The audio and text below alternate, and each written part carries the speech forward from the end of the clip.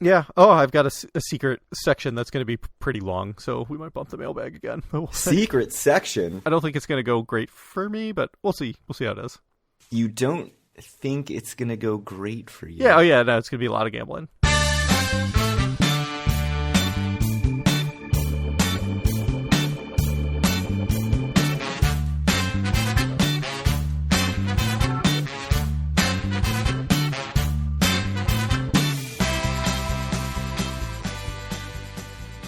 Howdy, it's Tuesday, January 30th, 2024, and this is episode 220 of Due for a Win, the Atlantic City podcast. I'm Kyle Eskin, joined, as always, by Craig Stone. What's good, Craig?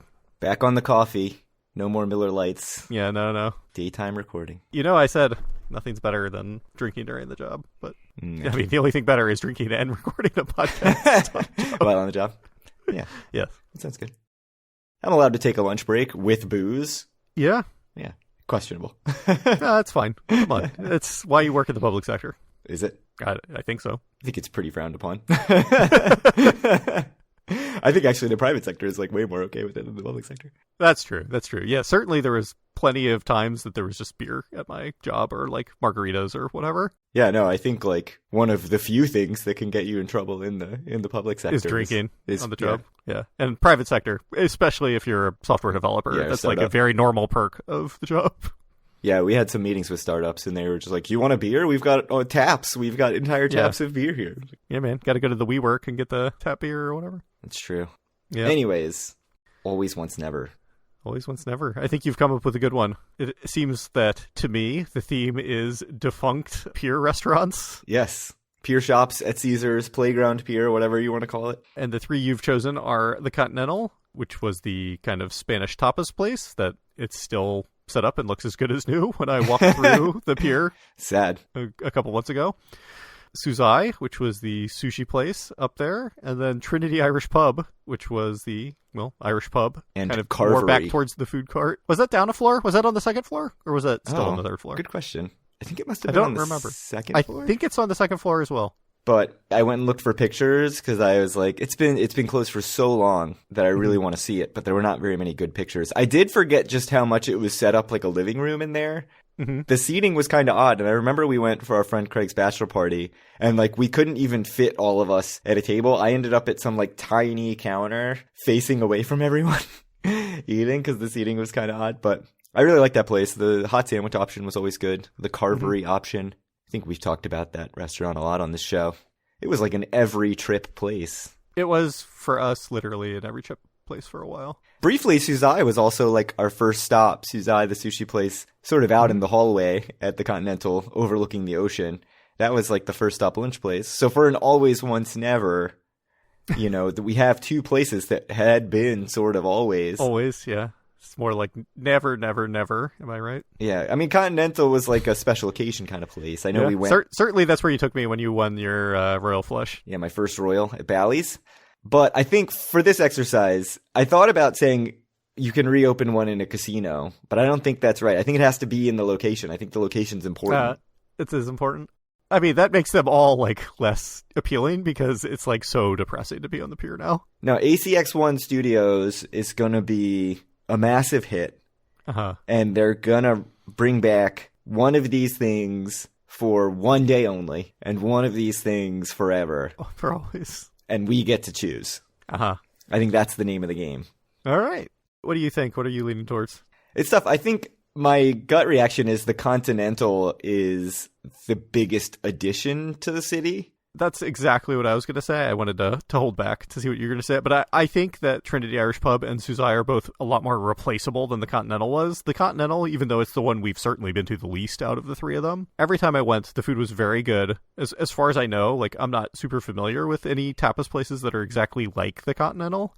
Amada in Ocean is sort of the similar style of I've never been. Yeah. Tapas. Mm-hmm. Yeah, that's a really big loss, I think.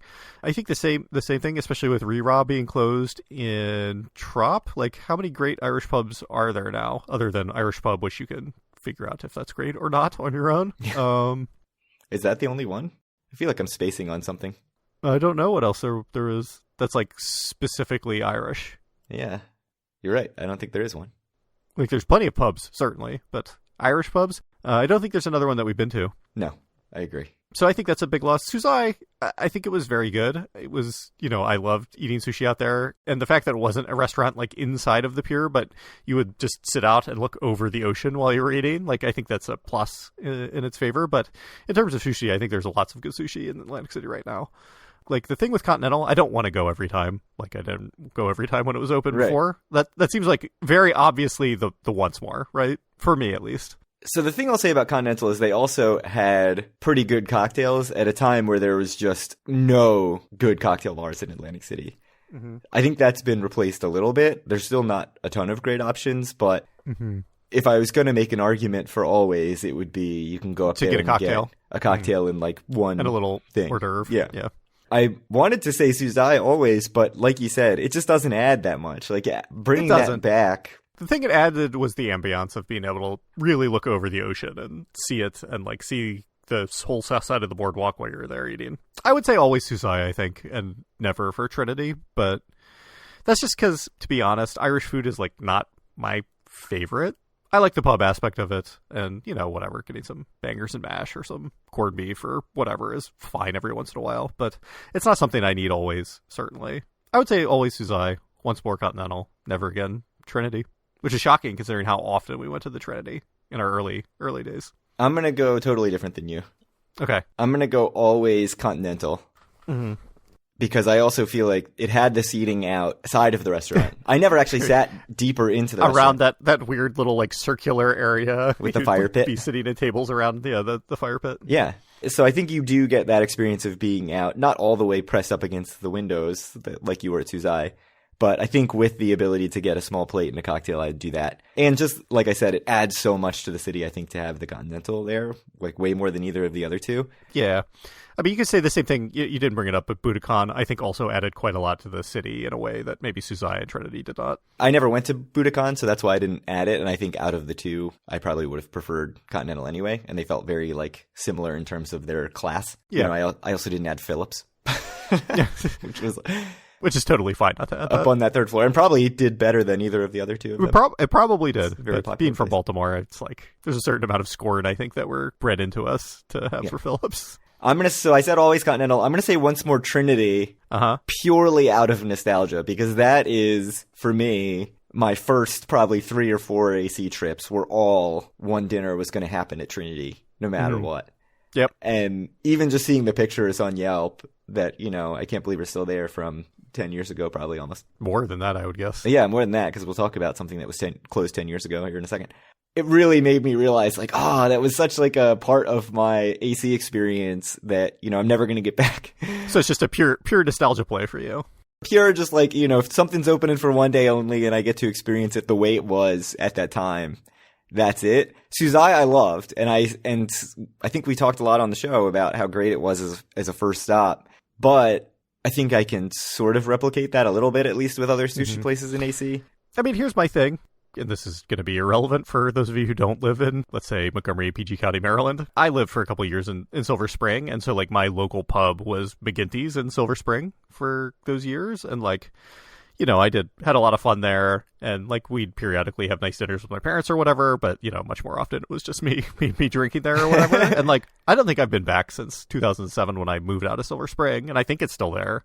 And like, do I really want to go back to McGinty's? It would be fine if I did, but I don't feel the need, and it's kind of the same with Trinity. Like I just don't feel the need to go back. Yeah, I can see that. The big thing that this hit me with was how much I liked the pier shops at Caesars when I first started going, and even then it was not doing great. I mean, there was still a lot of stores there and stuff. Yeah, I mean, we would go to Starbucks every trip, certainly out there as well, even though it opened at 11 a.m. and ridiculous.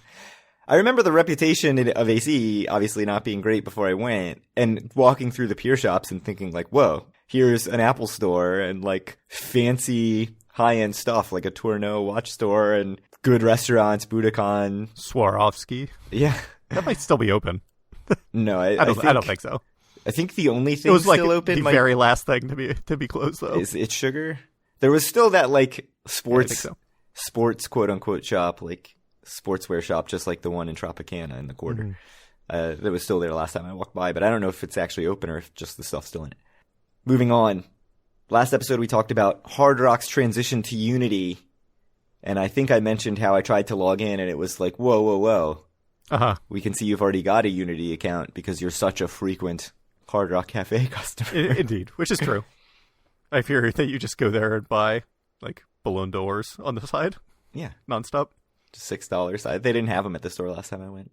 I've popped in the store a couple times looking for something for my son, and they've not come through either time with the things I wanted. Man. So I got an email from Hard Rock saying, "We have become aware and acknowledge you may have duplicate accounts in Unity, which may cause difficulties logging into your account. With that, we are working diligently to quickly resolve them and apologize for any inconvenience this may cause." There's a lot of extra words in this. Let's cut this down, Hard Rock. You can say all of that in about 6 words. "The process of merging your accounts is currently underway, and you'll be notified once it's been completed. We appreciate just like your patience." The process of merging your Borgata and MGM accounts was like an 8-month process. Yeah, I'm sure this is going to take forever. I mean, I'm guessing I'll just still use my Hard Rock Wildcard Rewards card, and just, when I go to Hard Rock Cafe, I've got to use the Unity card for all the times I go to Hard Rock Cafe. But yeah, man. I'm glad that they're actively on top of it. It felt like the MGM thing was just like a big, well, we don't know if this will ever work. So I'm a little bit more optimistic about that. The annoying thing is, I wish I just didn't have the Unity account. Like, I got nothing out of it. I think I went to a Hard Rock Cafe once and signed up just because they were like, wise. You get an appetizer for signing up, and I was like, sure. You're going to be the only person in the system to get your X card or whatever, not from Hard Rock Atlantic City Play, but instead of putting $100,000 through the slot machines, you spent $100,000 at Hard Rock Cafes or something. Yeah, on Messy Burgers, on the Signature Burger, and on whatever Hurricane. I have like a whole cabinet full of those souvenir Hurricane glasses. Yeah, just like my cabinet full of DFAW mugs where I had Hurricanes from the Showboat. Sounds great. Speaking of Showboat, what a transition! Lucky Snake emailed me saying that their pool hall is now open. Did you get this email? No, I didn't. I think I unsubscribed from the Showboat emails. What? How can you unsubscribe from the most important property in Atlantic City? Yeah, so I got an email. It's from Lucky Snake Arcade. The pool hall is open. So if you click the link, it just takes you to the Lucky Snake homepage, which mentions nothing about a pool hall. It's got a whole logo in the email, rack and roll billiards. Get ready. Oh, it says GEY ready. Gay ready to rack them up and roll them out. Officially open. Visit us now. It's weird that it's not on their social media anywhere. It's not on the website, but they emailed about it. Is it? Have you ever interacted with the Showboat? Is that weird at all? It's not really that weird. It's the most on-brand thing they could ever do. It's such a Showboat thing because I really feel like they're just not on top of it. Like, what can you really say? Someone comes up with some idea. They're like, let's roll this out in 3 days without planning anything. Now we have a pool hall. And is it going to be there in 3 weeks or not? Who knows? Yeah, I can't tell from the picture exactly where it is. That would be helpful information, I feel. I would like to provide this information to you, the listener, but that information is not available. Yeah. I mean, I'm sure walk around, you'll see it. So that's an option. I mean, I think it basically makes sense to have a pool hall. That's an easy way that if you have some extra space, which Showboat has plenty of extra space, you can charge your hourly rate or whatever to play pool. And, I know a lot of people enjoy playing pool or billiards or whatever in a way that I don't, so I'm not super familiar with them. But I think it makes sense for them to have a pool hall. Yeah, I'm interested to see if it's swipe your card at the things and the balls come out, or if it's the same way that roller skating is, where you go and pay and they give you. That could be too. It could be by the game. Yeah, either way would work. So that's the update on the Lucky Snake. The other update, kind of a surprise from Showboat, is that they hired a casino executive, a former casino executive, Anthony Ferranca, who we've mentioned on this show, the former GM. I recognize the name. Of Hard Rock Atlantic City. He was very briefly the president. I think he had about a 3-month stint after Joe Lupo and then got replaced. So he was promoted from GM to president. So he's going to be the GM of the Showboat. And Jim Kennedy, who is on Twitter as AC Econ Policy, made the point that the 10-year deed restriction that Caesars placed on Showboat when they sold the property in 2014 expires in November of 2024. So let's wildly speculate. Will Showboat be a casino? I think it makes sense. Is there any reason not to have some slot machines in there if they can do it?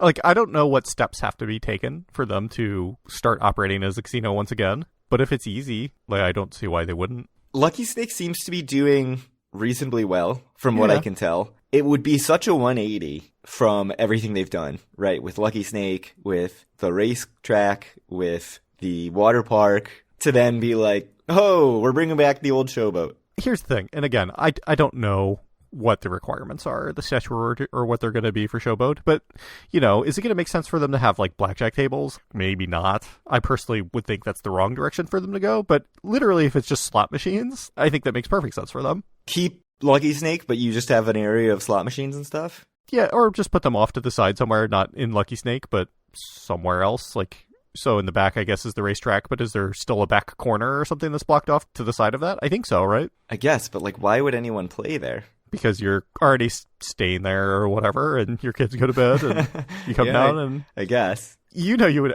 absolutely play there. Don't lie to me.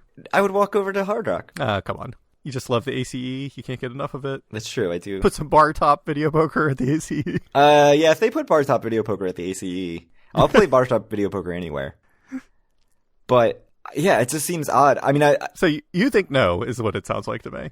No, I think yes, but I think it's weird. Purely from a business standpoint, I'm assuming the revenue is higher from a casino. Right. The revenue's higher from 3 slot machines rather than 1 skee bowl table or whatever, right? Right, it's gotta be. My huge hesitation is if they were to try to make it like a full casino, I don't trust them to run it.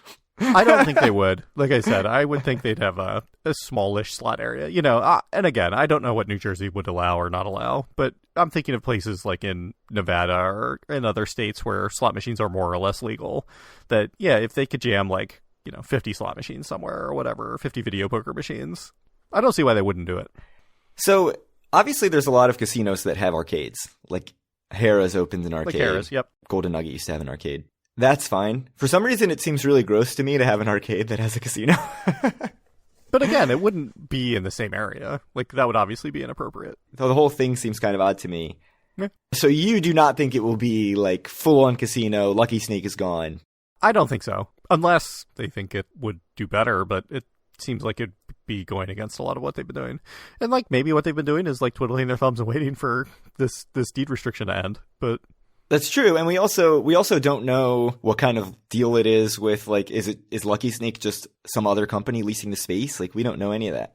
So I don't know. Yeah, that whole thing also changes it stuff. Seems kind of like it the way that everything's run in there. It seems like since, you know, one hand does not talk to the other inside the Showboat. Yeah, it seems like everything's just managed by different entities. I mean, you sent me a Reddit comment or a Facebook comment?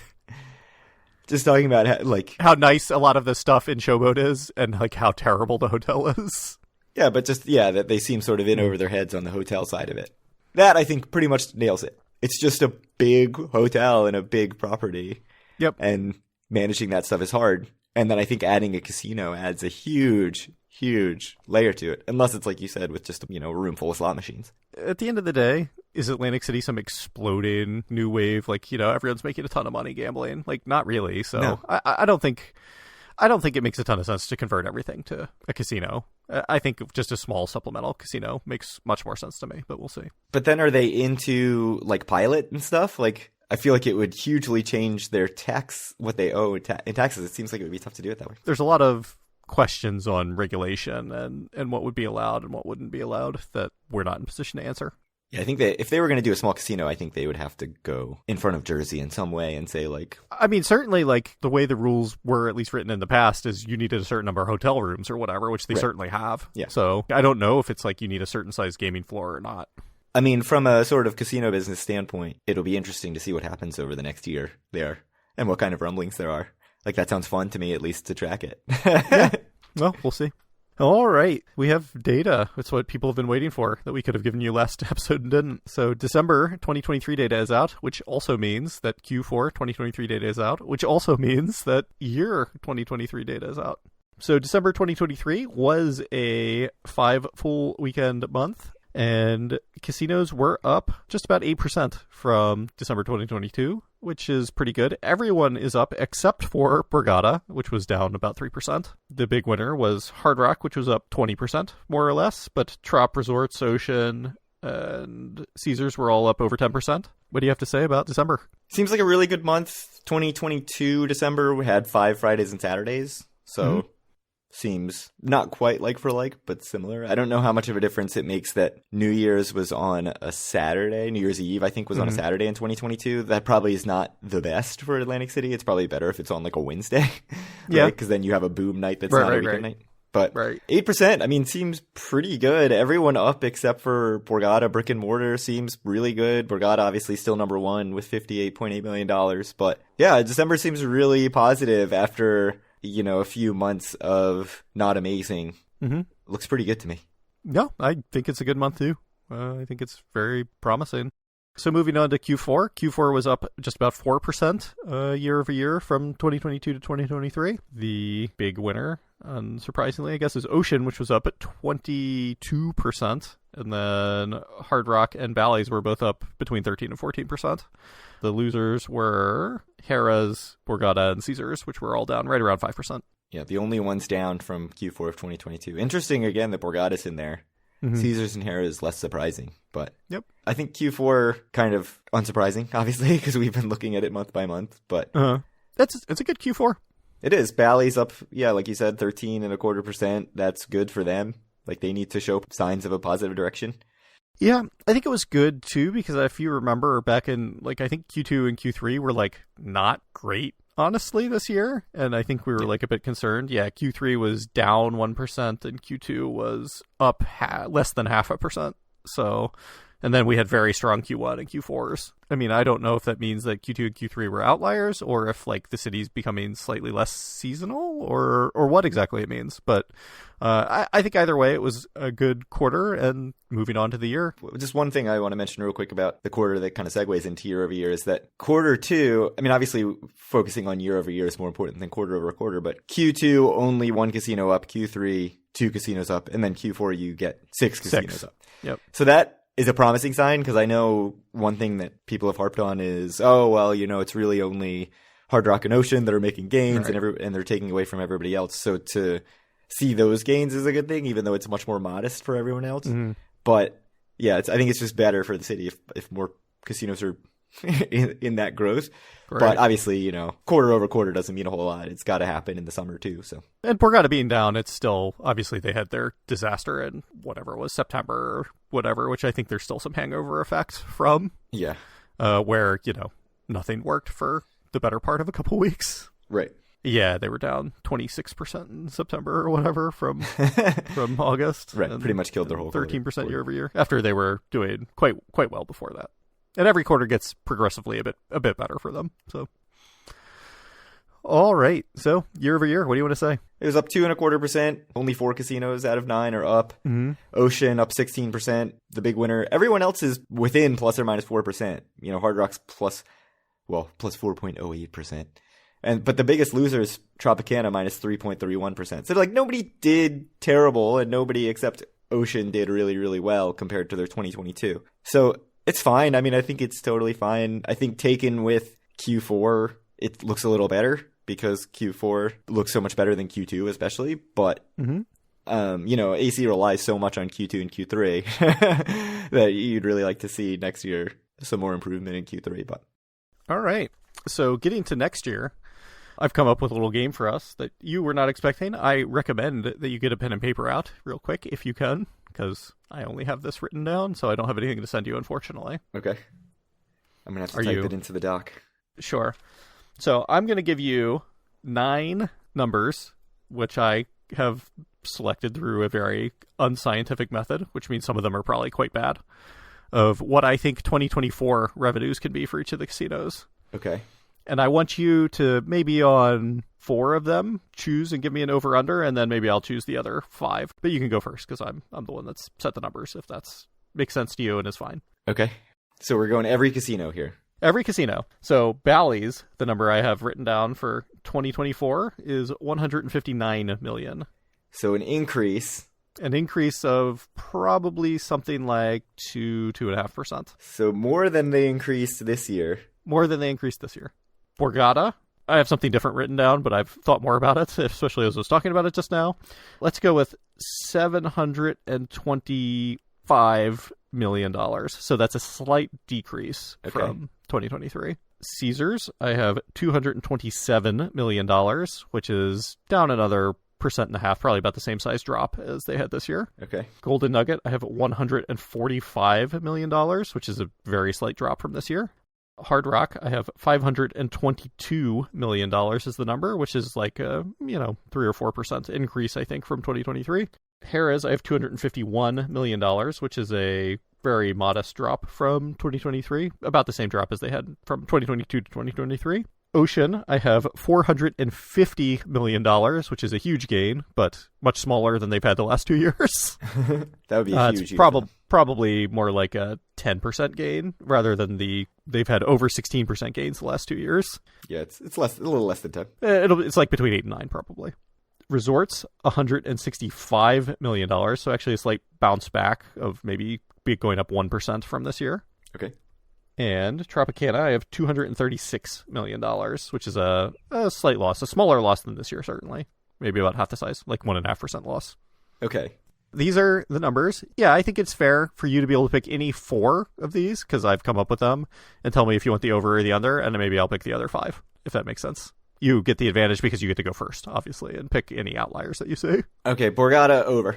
Okay. Because I think they had the hack. Uh-huh. And I think to say that they're going to be down again, don't believe it. You don't think so? Not buying it. So I'm going over your $725 million. So you think Borgata's going to be probably up year over year? Yeah. So Resorts, I think under. I think they continue a very slight decline.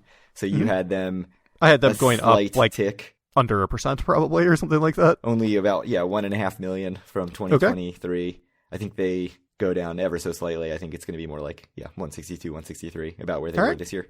Pick a couple more. Okay, I think those to me jumped out as you were saying them as obvious being wrong. ones. Okay, Golden Nugget's tough because it's a modest decrease and it's probably about in line with what they did this year. I just really don't feel great about Nugget. I'm going to go under on Nuggets. Okay, 145. I think they go down a little bit more than that. That sounds right to me, by the way. I would have chosen under on Nugget, too. So one more. Maybe pick one more, and then I'll pick the rest. All right. Hard Rock, you have 522. Hard Rock, I have a much more small raise than they've had the last couple of years. Ocean, you have a big increase, but it's, like you said, 7-8%. It's between 8 and 9. I think it's like 8.5. And they've been at 16% the last 2 years. They've been over 16% the last 2 years. 16.29 from 21 to 22, 16.3 from 20. So that's how close it is. I think I'm going over on Ocean. I think going over on Ocean. I do agree they don't continue that trajectory. I think that would be aggressive. I mean, it would be amazing. If you want, maybe pick one of the Caesars properties. If you want, just any one of the Caesars properties, and then I'll pick the other 4 that are left.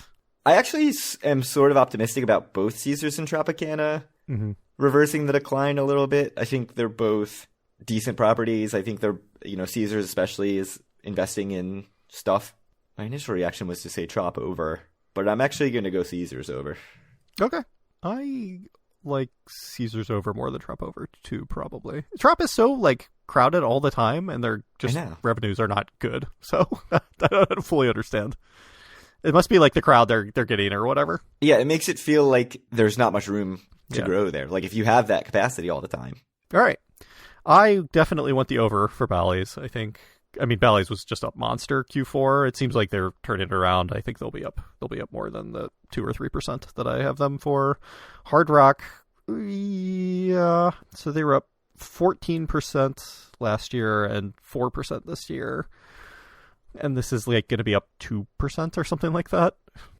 Probably I want the over. I would have said the over. I don't think it's a total no-brainer, but yeah, I would have gone over. Yeah. I feel like that's more likely than the under, certainly. I think they're still on an upward trajectory, not like Ocean, maybe, but... So Harrah's and Trop. I don't really feel very strongly about either of these. Yeah, theirs are both real tough to me. Maybe I'll split the difference, and I'll say under for Harrah's, and I'll say over for Trop. But I don't have strong feelings about either of them. I figured it'd be $5 for each one of these, and we'd probably, end up owing $10 in total, because surely someone's not going to win all 9 of these. $45 straight into the bank. That'd be awesome. So you have 4 overs and 5 unders? I think the most likely outcome of this is Atlantic City has a good year or a bad year, and most of the overs or most of the unders take it. So I think we're going to end up splitting this up pretty much. Yeah, I was looking very much at like resort by resort trajectory and not really thinking about citywide trajectory, which is probably a much bigger effect. It's going to have a much, much bigger effect on how these bets hit. So yeah, it's a really good point. Very good. Anyway, like I said, I imagine one of us is going to end up being $5 up from this bet. Yeah, 5 and 4. Yeah, but we'll see. Yeah, I'd be shocked if it's more than 15. If it's more than 6 and 3 or whatever. Yeah. We have some bets. It feels like it's been a while since we've made any of our really good. epically high stakes bets. Did we have any 2023 bets? I don't remember. We can check and talk about it next episode, maybe. We did get some mailbag questions. From Pat G. So I will ask the first one because it's for you specifically. Pat says he had a chance to visit Cardinal over Christmas break for happy hour and was very impressed. I think you've been there. Weren't the cocktails great? I have not been there, but my brother was there. Oh, I see. I think he said one of the cocktails was not great, but overall very happy with the experience, happy with some of the cocktails, and very happy with the food. But no, I have not been there. I see. I thought you had, but I certainly have not been there. No. But so somewhere on the list for both of us, I think. Certainly we like Beret, so yeah, we'll have to go check it out. Pat says, my wife and I stay at Ocean now pretty much every AC trip, so like 3 times a year.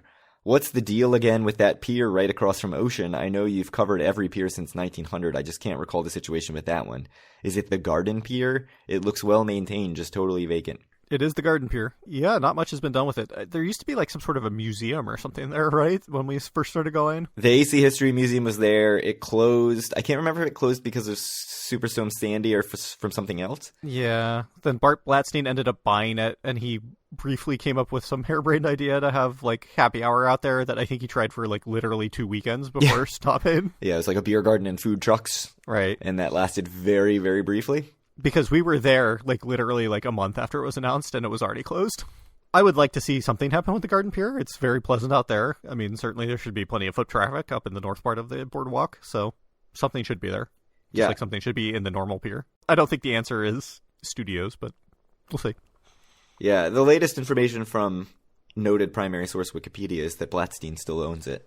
Mm-hmm. That he bought it in 2016. But that's where the slot machines are going. Oh, yes. Outdoor slot machines, smoking area. Yeah. Maybe that's the plan. It's like Maryland casinos. That's what they have to do. I think this is another good question for you to ask me. All right. Have you ever played the Cheers slot machine at resorts? My wife found it and loves it so much that we now receive resorts mailers. He says that's not a good thing, but I think it is a good thing. Yeah, I think so. I don't get any resorts mailers. Oh, really? I have not played the Cheers slot machine. I had a very brief period where I was into Cheers the show. Oh. It's a very funny show. That seems right. It doesn't surprise me. But I have not played the slot machine, and I will play it next time I go. I'll make a note of it. Next time I'm in resorts, look for the Cheers slot machine. Mm-hmm. Pat doesn't say if he likes the machine, just that his wife loves it. Yeah. No, I think that's good. Anything keeps the wife happy. Question about Ocean. Have you ever noticed the massive size, of the bathrooms by the district in Ocean past the taco truck? It is so freaking big. Near the, whatever that restaurant was called. Serendipity 3. Serendipity 3. Yeah. Yes, those restrooms are gigantic. It always amazes me. My friend counted 22 sinks. It's also disproportionately structured compared to the 2 other floor casino bathrooms there. Yeah, so if I'm thinking of the right bathroom, the way it's laid out is you walk in the door and it's like just this gigantic sink area. Like it's like a square of sinks and there's like sinks in the middle and then you keep going and then you reach, stalls and urinals and things like that. It is a absolutely humongous bathroom. Is it right down the elevator from like where the shows are and stuff? Because that would probably help make a little bit of sense as to why it is so inhumanly big. Good question. I think the escalators kind of come down near there. I mean, I don't know. I've never been to a show at Ocean, so. Maybe. That's not where I'm picturing them, but if you were to come out of the bathrooms, there would be the district bars and restaurants on the left and the former Serendipity 3 on the right, and you keep going and it would be like the Italian market. Yeah, well, it's kind of like ahead of you is where the district is, right? And to the left, I feel like is a little hallway, and then there's like some escalators going up at some point. I can't picture the escalators. It's hard for me to picture it as well. That would make a lot of sense if it was connected to the shows, because otherwise, just for like the restaurants and big. The district, it makes no sense at all. Yeah. I'll have to keep that in mind, for when I get the tummy troubles, as my son says. The tummy troubles? Like I'm having tummy troubles. That's what they say in Dragons Love Tacos. Oh, that is what it's from. That's where he got it from. The dragons get the tummy troubles. I see. Okay, he loves that book. All right. Yeah, it's a great book. Now we know. No. I'm glad I could help you out with that. mild salsa now with jalapenos. I saved some of Pat G's questions for next episode because I didn't want to blow through them all. Yeah, that sounds good. Hopefully other people have been sending in questions. Surely, Craig. They have not. We assigned homework, and they have not been doing it. No one's done it. I'm very disappointed. We need questions, and we need always, once, never suggestions. Yep. So please send those in. Well, thank you very much, everyone, and double thank you to Pat G for sending in some questions, and he has apparently still having some ammo in reserve for future episodes, so thank you so much, Pat. If you want to reach out to us or any of our other listeners, you can do so at our Facebook group, facebook.com/group/DoForAWin. Find all of our great content at DoForWin.com. Reach out to Craig on Twitter at DoForWin or me at Kyle Askin, and send Craig questions and always once never suggestions to DoForWin@gmail.com.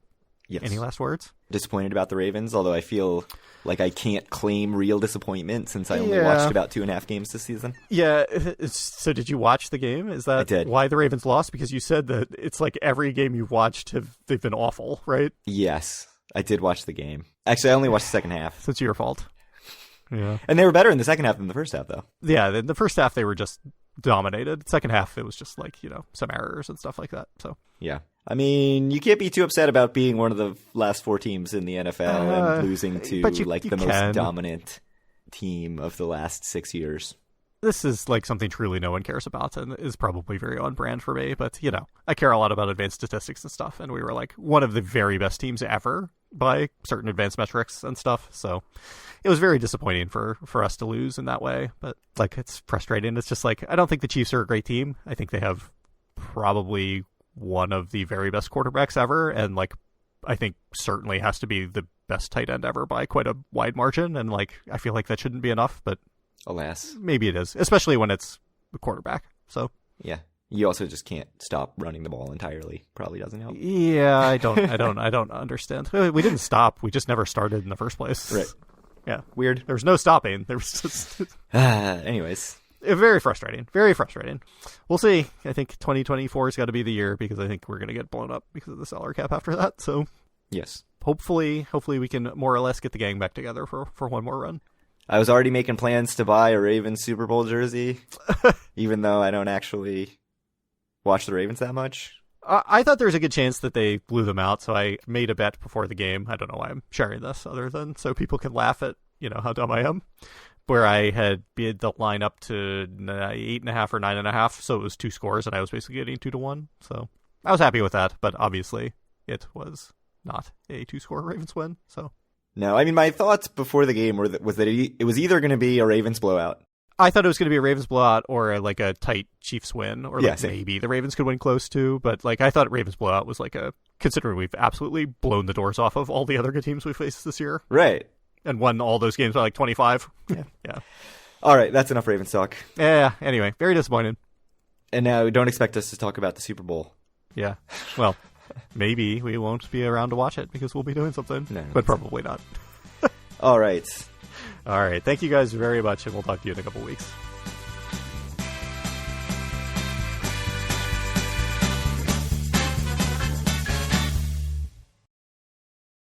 It's about the same time for me to get to Atlantic City as you to get to Atlantic City and get home in a car, more or less. I don't think that's true. It's 4 hours for me, probably. Only because you stopped to charge your car. Only because I take the most lackadaisical route.